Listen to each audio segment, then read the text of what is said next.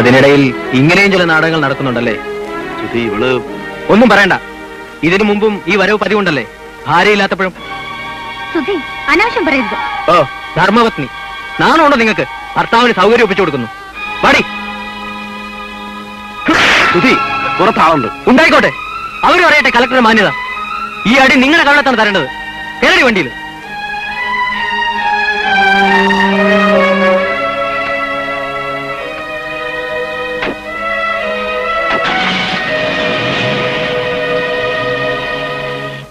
നിന്റെ ആരാടിയാണ്?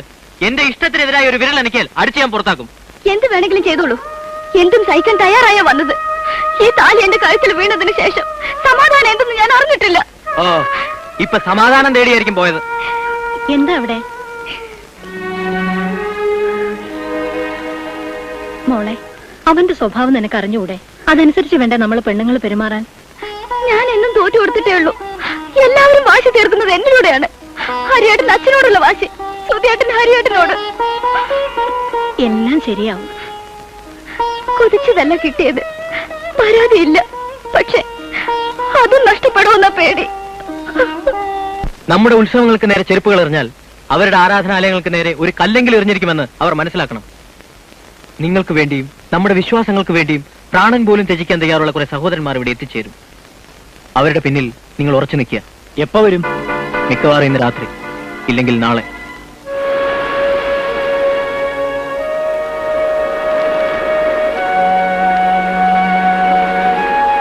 നീ എവിടെയായിരുന്നു?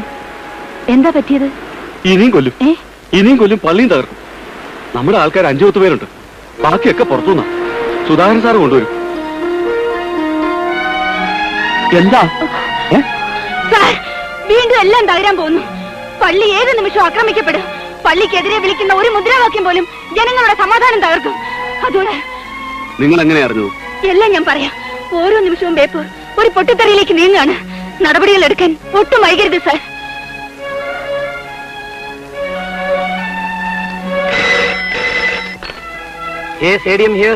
താങ്കൾ ഉടനെ ബേപ്പൂർക്ക് പുറപ്പെടണം. അവിടെ വീണ്ടും പ്രശ്നങ്ങൾ ഉണ്ടാക്കാൻ ശ്രമങ്ങളുണ്ട്. വിവരം ഒന്നും അന്വേഷിക്കാൻ നിൽക്കണ്ട. 11 മണിക്ക് മുമ്പ് ഞാൻ അവിടെ എത്തും. ഓക്കെ?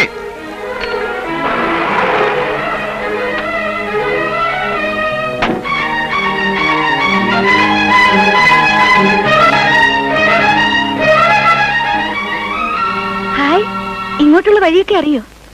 അച്ഛന് ഊണ് കഴിക്കാണ്. വരൂ അച്ഛാ.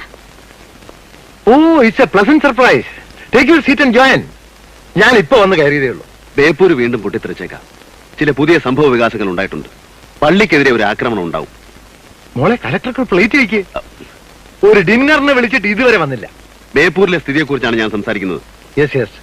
എന്താ പുതിയ പ്രശ്നം? എന്തെങ്കിലും കഴിച്ചിട്ട് മതി സംസാരം. ഇവളുടെ പാചകം നോക്കൂ. മിസ്റ്റർ നമ്പ്യാർ, ഞാൻ വന്നത് ഭക്ഷണം കഴിക്കാനല്ല. സോറി, നമ്മളിപ്പോ എന്ത് ചെയ്യണം? പിൻവലിച്ച ഫോഴ്സിനെ വീണ്ടും അയക്കണം. ഒരു നിമിഷം പോലും വൈകിക്കൂടാ. എന്തു വന്നാലും നേരിടാൻ നമ്മൾ തയ്യാറായിരിക്കണം. അതിന്റെ ആവശ്യമുണ്ടോ? ജില്ലയിൽ 4 മിനിസ്റ്റേഴ്സിന്റെ പരിപാടിക്ക് തന്നെ വിടാൻ ആളില്ല. നാളേക്ക് നോക്കാം. പോരാ, ലോക്കൽ പോലീസ് എത്രയുണ്ട്? ഏറിയാൽ ഒരു 18 പേര്. എങ്കിൽ MSP വിളിക്കണം. അതിന്റെ ആവശ്യമുണ്ടോ? കാള പെട്ടെന്ന് കേട്ട് കയറെടുക്കണോ? ആരോ എന്തോ പറഞ്ഞത് കരുതി. അല്ല, പിണങ്ങാണോ? നിങ്ങളെ മറികടന്ന് ഒരു തീരുമാനം എടുക്കരുതെന്ന് കരുതിയാണ് ഞാൻ വന്നത്. ഇനി ചെയ്യേണ്ടത് ഞാൻ ചെയ്തിരിക്കും. ക്ഷയം ചെയ്യാൻ വെറുതെ ഓരോ പ്രശ്നങ്ങൾ ഉണ്ടാക്കുന്നു. ഹലോ ഹലോ, കോഴിക്കോട് കളക്ടറാണ്. CM-നെ ഒന്ന് കണക്ട് ചെയ്യൂ. എവിടെയാണ് ക്യാമ്പ്? ഓഹോ, ബേപ്പൂര് വീണ്ടും. ഹലോ ഹലോ, എന്താ തിരിച്ചു വന്നത്? നാട്ടുകാർ പരിഭ്രാന്തരാണ്. പള്ളി സംരക്ഷിക്കാൻ ആളുകൾ സംഘടിക്കുന്നുണ്ട്. ഫോഴ്സ് ഇല്ലാതെ ഒന്നും ചെയ്യാൻ കഴിയില്ല. ഞാൻ 154 ഇഷ്യൂ ചെയ്തിട്ടുണ്ട്. നമ്പ്യാരെ ഇൻഫോം ചെയ്തോ? ഞാൻ അയാളെ നേരിട്ട് കണ്ടു. അയാളെ കിടന്ന് ഉഴപ്പാണ്. ആകെ 18 പോലീസുകാരുണ്ട്. ASP ജെയിംസ് എത്തിയിട്ടുണ്ട്.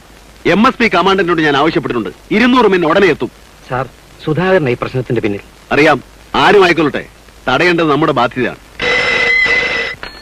Hello, collector here. ഓ, സാർ ഇവിടെ ക്യാമ്പ് ചെയ്യുന്നുണ്ടോ?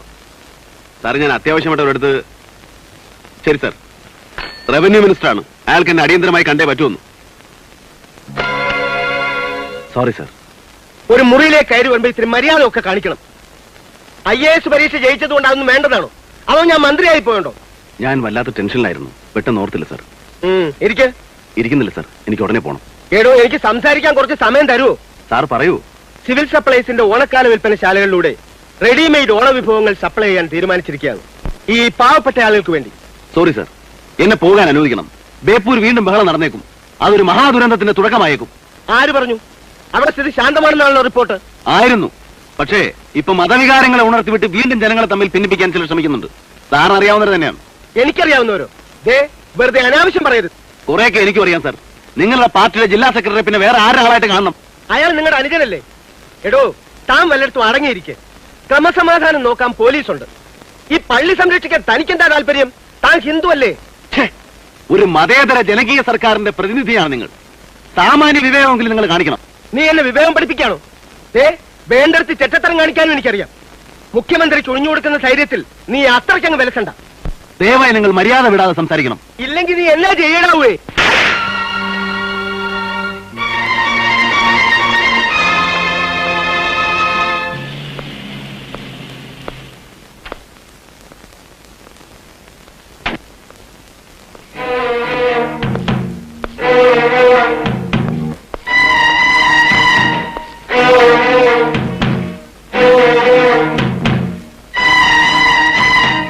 സുധി, വലിയവനാകാൻ ഈ നാട് നീ ചോരക്കളമാക്കും അല്ലേ? മനസ്സിലായില്ല. ഒളിക്കണ്ട, എല്ലാം എനിക്കറിയാം. ഒരേ ചോരയാണ് നമ്മുടെ സിരകളിൽ ഓടുന്നത്. അരിയേട്ടൻ ഒരിക്കലും നിന്നെ വെറുക്കാൻ കഴിഞ്ഞിട്ടില്ല. എല്ലാവരുടെയും ഓമനയായിരുന്നു നീ. നിന്റെ എല്ലാ വാശിയും സാധിച്ചു തന്നിട്ടേ ഉള്ളൂ. ഇപ്പോ നിനക്ക് എന്നേക്കാൾ വലിയവനായ പോലെ എല്ലാം ഞാൻ ഉപേക്ഷിക്കാം. ഉദ്യോഗം, IAS എല്ലാം. പക്ഷേ എനിക്ക് നിന്നെ എന്റെ പഴയ സുധിയായിട്ട് തിരിച്ചു കിട്ടണം.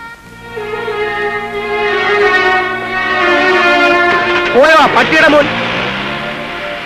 ഈ കല്യാണം ബഹളവും ഒക്കെ ഉണ്ടാക്കുന്നതിനേക്കാൾ ഭേദം ഒരു കാര്യം ചെയ്തു തരാമോ? എനിക്ക് ഒന്ന് തരാമോ? തെണ്ടിയെ ചങ്കുറ്റം വേണം. നിനക്കൊന്നും അതില്ല. ഞാൻ നോക്കിക്കൊള്ളാം. നമ്മുടെ ആളുകളൊക്കെ ബേപ്പൂരേക്ക് പോയിട്ടുണ്ട്. അതെങ്കിലും ഒന്ന് വേണ്ടതുപോലെ ചെയ്.